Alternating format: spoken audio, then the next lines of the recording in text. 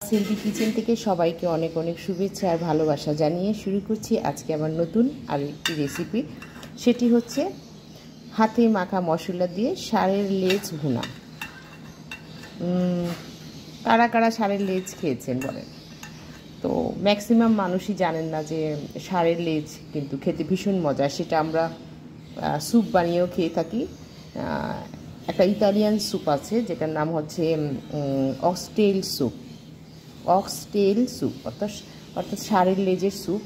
আবার এই ষাঁড়ের লেজটাকে আমরা যেরকম টুকরো টুকরো পিস থাকে, ষাঁড়ের লেজটাকে যেরকম টুকরো টুকরো পিস করে থাকি, সেটাকে আমরা ভুনা করে খেয়ে থাকি। ভীষণ মজা, এটা এত মজা যে আপনারা মানে কি বলবো, যারা খাননি তাদের জন্য বলছি, আর যারা খেয়েছেন তারা তো দেখতেই পাচ্ছেন যে আমি কীভাবে রান্না করছি। তো আমি এই ষাঁড়ের লেজটাকে সাধারণত ভুনা করে খেয়ে থাকি অথবা স্যুপ করে খেয়ে থাকি। তো আমার এই সাবাস হেলদি কিচেন চ্যানেলটিতে অক্সটেল স্যুপ রেসিপিটি দেওয়া আছে, আপনারা সার্চ করে দেখে নেবেন। তো আজকে আমি ষাঁড়ের লেজ ভুনা দেখাচ্ছি। এটা রুটি দিয়ে খেতেও মজা, ভাতের সাথে খেতেও মজা, আবার প্লেটে নিয়ে খালি খেতেও মজা, ভীষণ টেস্টি। পুরো লেজটা আমি আজকে নিয়েছি, দেখুন এই যে এরকম পিস পিস করে টুকরা থাকে। একেবারে আমি ক্লোজ করে দেখাচ্ছি।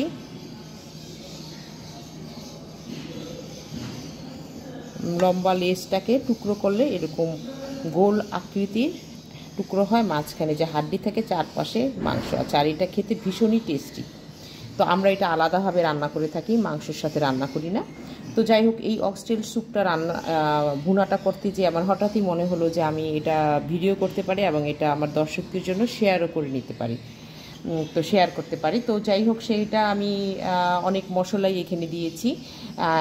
এখানে যে একটা লেজের পরিমাণ অনুযায়ী আমি এখানে এক টেবিল চামচ আদা বাটা, 1 টেবিল চামচ রসুন বাটা, 2টি দারুচিনি, 3-4টে এলাচি, 4-5টে গোলমরিচ, আস্ত গোলমরিচের দানা, এখানে ফাঁকি দেওয়া যাবে না, গুঁড়োটা দেওয়া যাবে না।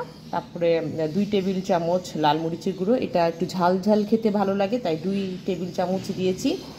তারপরে হচ্ছে এখানে জিরা গুঁড়ো দিয়েছি, ধনিয়া গুঁড়ো দিয়েছি, হলুদের গুঁড়ো দিয়েছি 1/2 চা চামচ পরিমাণ।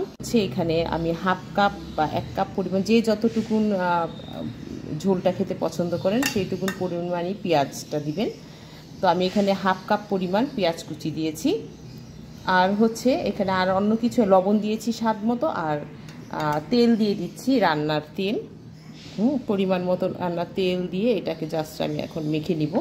খুব ভালো করে এটা মেখে 2-3 ঘন্টার জন্য রেখে দিব। এরপর 2-3 ঘন্টা পর এটা আমি চুলোয় বসিয়ে দিব একটা হাঁড়ির মধ্যে। তারপর এটা ঢাকনা দিয়ে কিভাবে কষিয়ে কষিয়ে এটাকে আমি রান্না করব সেই ভিডিওটি আপনারা খুব ভালো করে স্কিপ না করে দেখে নেবেন। আপনাদের বোঝার সুবিধার্থে আমি বলছিলাম যে স্কিপ করবেন না, স্কিপ করলে দেখা যাবে যে আপনারা রান্নার হয়তো দেখা যাবে যে মূল পার্টটাই চলে গেছে। তো পুরো ভিডিওটি দেখার চেষ্টা করবেন। তো এখন আমি এটা ঢাকনা দিয়ে ঢেকে দিব 2-3 ঘন্টার জন্য। তার আগে আমি এখানে আমার এই যে হাতের মধ্যে যে মশলাটা লেগে আছে, অল্প একটু পানি দিয়ে এটা হাতটাকে ধোয়া পানিটা এখানে দিয়ে দিচ্ছি। এরপর ঢাকনা দিয়ে ঢেকে রেখে দিলাম। একটা তাওয়া বসিয়ে দিলাম অক্সটেলটা রান্না করার জন্য। তো তার মধ্যে আমি যে গরম তেল দিয়ে দিলাম। তাওয়াটা কিন্তু অলরেডি গরম হয়েই আছে।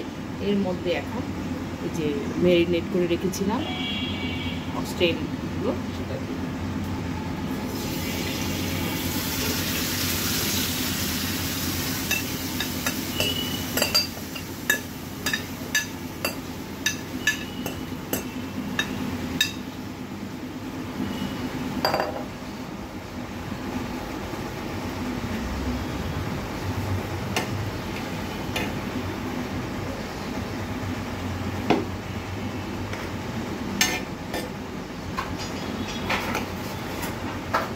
জাস্ট এটা আমি ঢাকনা দিয়ে ঢেকে দিব। চুলোর আঁচটাকে অল্প আঁচেই রেখেছি, এই অল্প আঁচেই সুন্দরভাবে এটা সেদ্ধ হবে। এতটাই টেস্টি এই অক্সটেল ভুনাটা। তো আপনারা এইভাবে অবশ্যই ট্রাই করবেন। এটা যদি আপনারা নর্মালি যে চুলার মধ্যে আছে সেটার মধ্যেও যদি রান্না করেন তাতেও খুব টেস্টি হয়। তো আজকে জাস্ট যেহেতু আমার হাতের কাছে চুলাটা ছিল তাই আমি এই চুলাটার মধ্যেই রান্না করছি।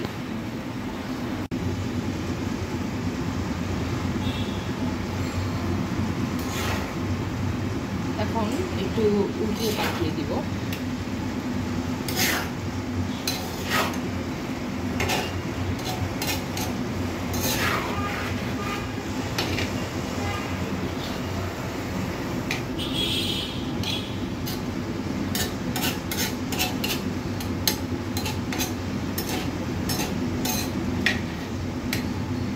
যেহেতু এইটা ইয়োগার্ট অর্থাৎ টক দধি দেওয়া ছিল তাই খুব তাড়াতাড়ি এটা সিদ্ধ হয়ে যাবে খুব সুন্দরভাবে, তাই এত টেনশনের কিছু নাই।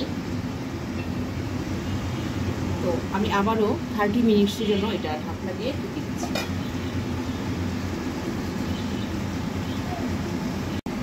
30 মিনিটস পর আমি এখানে একটু ঢাকনাটা উঠিয়ে দেখব। দেখুন কতটা পানি বের হয়েছে।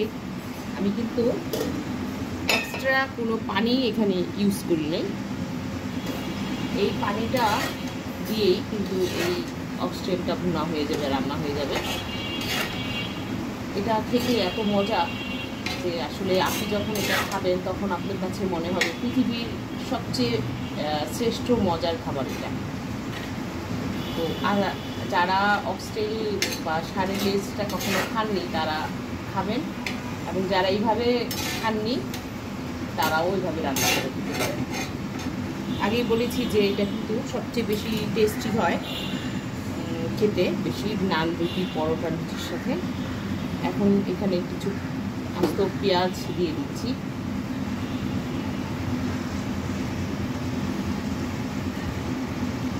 দিয়ে দিচ্ছি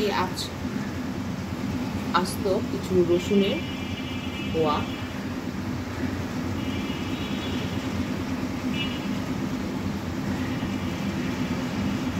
দিয়ে দিচ্ছি কিছু কাঁচা লাল মরিচ। দিয়ে দিচ্ছি 4-5 টুকরো আদার টুকরো। দিয়ে দিচ্ছি লেমন জুস, 1 টুকরো লেবু রস দিয়ে দিলাম।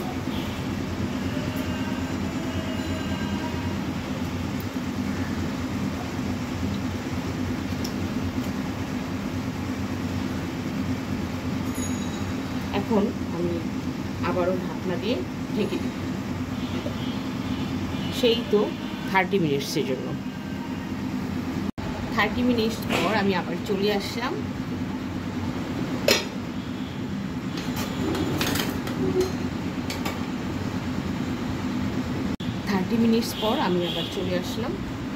দেখে নিচ্ছি কি অবস্থা।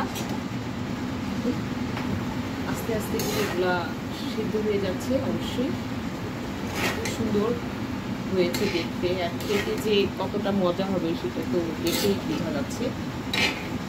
একদম গুড় দিয়েছে, রুটি দিয়েছে, তারপরেও আরও খানিকটা এখানে পানি আছে মাংসের মধ্যে, হাড়ের মধ্যে। এটা আসলে এই বাকি পানিটা দিয়ে এটা কিন্তু আরও ভালোভাবে এটা সিদ্ধ হবে। একদম লেজের ভেতরে যে হাড়টা থাকে, আসলে আমি একটু বুঝিয়ে দিচ্ছি আপনাদের সুবিধার্থে।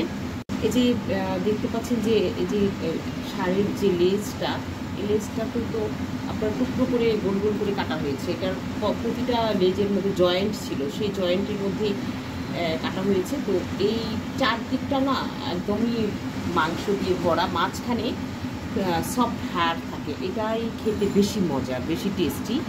এই হাড়টা একদম চিপিয়ে গুঁড়ো করে খেয়ে নেওয়া যায়, এতটাই সফট থাকে হাড়টা, এত টেস্টি থাকে। তো সেই কারণে এটা একটু এভাবে ভালো করে সেদ্ধ করে দিচ্ছি। তো নিচে লেগে যাবে, তাতে কোনো সমস্যা নেই।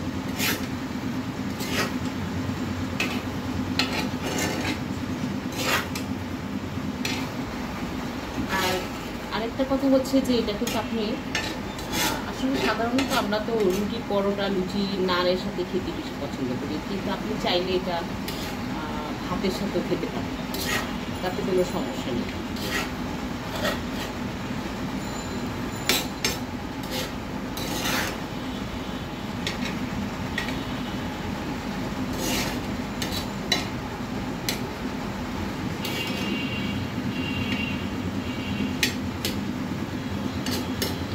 এটা আমার একদমই একটা নতুন রেসিপি।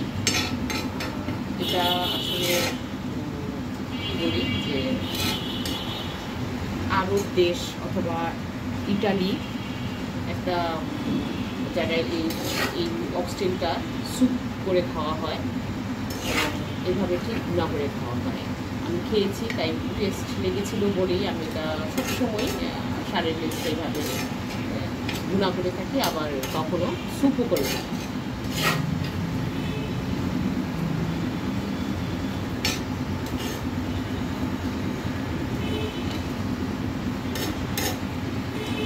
এখন আবারও ঢাকনা দিয়ে ঢুকে দিব 20 মিনিটসের জন্য। আর চুলোর হিটটাকে একদমই লো হিটে দিয়ে দিতে হবে, যাতে করে এটা আস্তে আস্তে আরও ভালোভাবে ভেতর থেকে সিদ্ধ হয়ে যায়, আর যেন খুব বেশি পোড়া না লেগে যায়। এই দিকটা কিন্তু আপনাকে অবশ্যই খেয়াল করতে হবে। কথা ছিল 30 মিনিটস, তারপরেও আমি আবারও এসে একটু ঢাকনাটা উঠিয়ে দেখাচ্ছি। দেখুন এভাবে এটা কুক হচ্ছে, আস্তে আস্তে করে এটা সিদ্ধ হচ্ছে, কিন্তু অল্প আছে।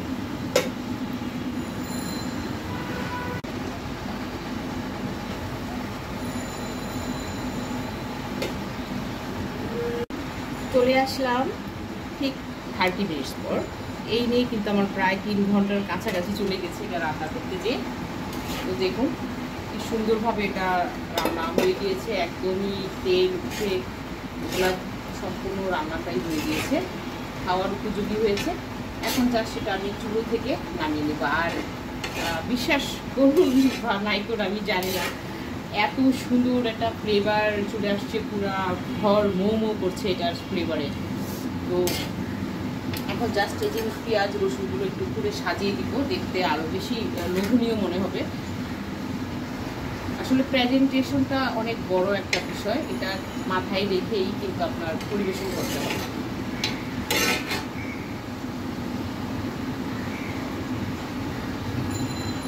তো যাই হোক, আমার কিন্তু রান্না হয়ে গিয়েছে, এখন খাবার পালা। আমার কিন্তু অবশ্যই আপনাদের কাছে বিদায় নিতে হবে।